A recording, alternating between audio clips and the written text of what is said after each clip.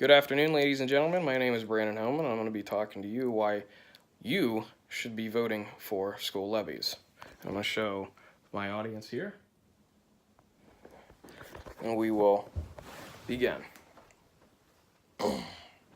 So, the reason we should vote for school levies is that education and society is an investment to our own future. It's the basis that drives all the parts of our communities and economies. This is simply because an uneducated population can't effectively lead or participate in that society. Now, here's a quote from my sociology teacher, Susan Laird.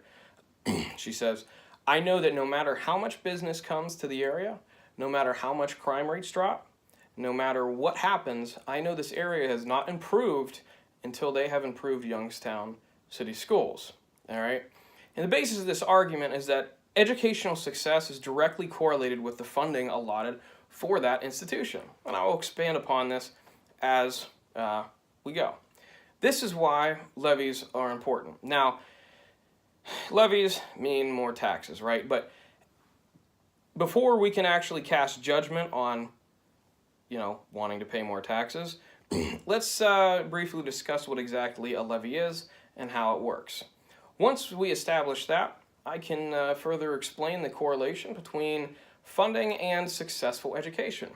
So, in Ohio, we vote on levies. Levies can be applied to many different things, included but not limited to schools, fire departments, and police departments, all of which are built around maintaining the standards of a society. Now, the length of a levy is variable. What this means is that any given levy is not necessarily as long as another one. Now, these levies are measured in millage, all right? And millage is Latin for thousandth.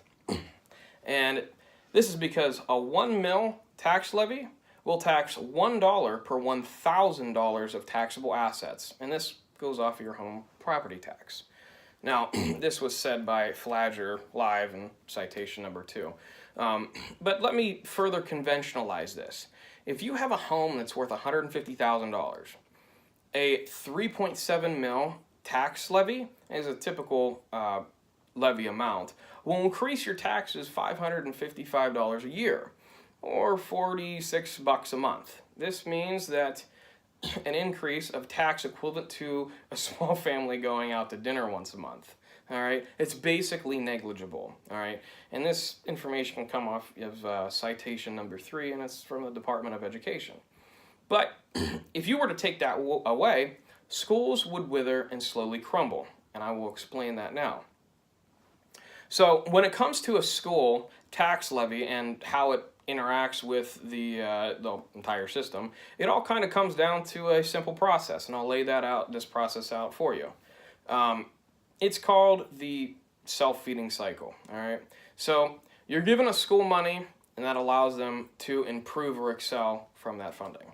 If a school is doing well, it'll drive up the value of the properties in its district. If property value rises, the amount of taxable assets goes up, which gives that school even more money to benefit the upbringing of the youth. Now, that school, which is now doing better, is educating the local population, creating a more appealing workforce for new businesses. All right, moving forward, new businesses come in because of the appealing workforce, which drives up property values more and betters the local economy. As these property values are rising, so does the amount of tax dollars netted with respect to them. Even if a levy is discontinued, when it comes up for renewal, a school benefiting from that levy will still be better off than what it was in the first place, just due to solely increased property values. So, however, that community can choose to continue that levy, which keeps the cycle of growth going.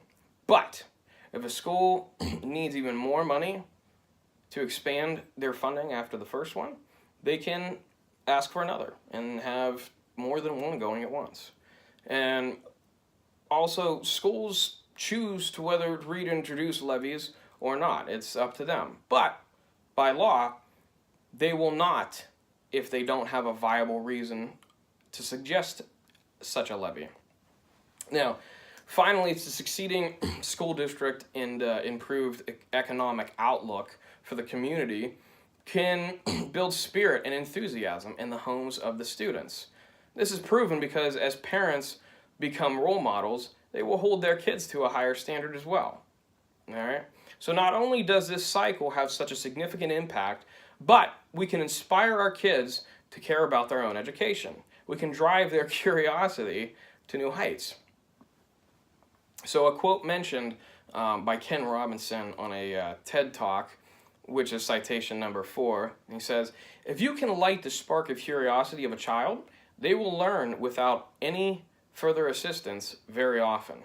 He said, "Curiosity is the engine of achievement." All right, and we can see this cycle by looking at Youngstown's history as a case study. All right, so consider the time that Youngstown schools were doing the best in their history during the 1920 through 1940s. People were leading good lives with the steel manufacturing jobs. People were proud of the city they lived in, and kids strove to be like their parents and followed them, which was mentioned in the DVD of Youngstown Still Standing, citation number 5 on my list. So, in conclusion, we ultimately can draw a connection between the success of a school district and the community's prosperity, which also can be connected with how much they are willing to fund the schools that bring up the local youth. The best way to kill that prosperity is to end the cycle and gut a school's finances. Currently in the United States, schools lose finances when they fail, okay? This same thing is happening to Youngstown schools today. When a school fails to meet standards set by the state, their funding is cut, okay? Being that we've already drawn a directly proportional line between how well a school does with how much money it receives, if we take away money from a failing school, clearly it will not get better and will only get worse. This in turn means that a failing school district will lose funding and fail even harder. As a school fails, the community fails, all right? The inspiration leaves the populace, and they refuse to pass or renew any more levies, which in turn takes even more money away from the schools, directly impacting the community as time goes on. A gigantic, terrible snowball effect that can leave the future of a local community in ruin.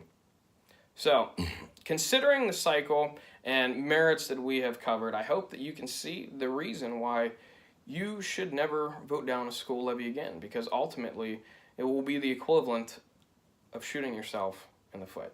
So, thank you.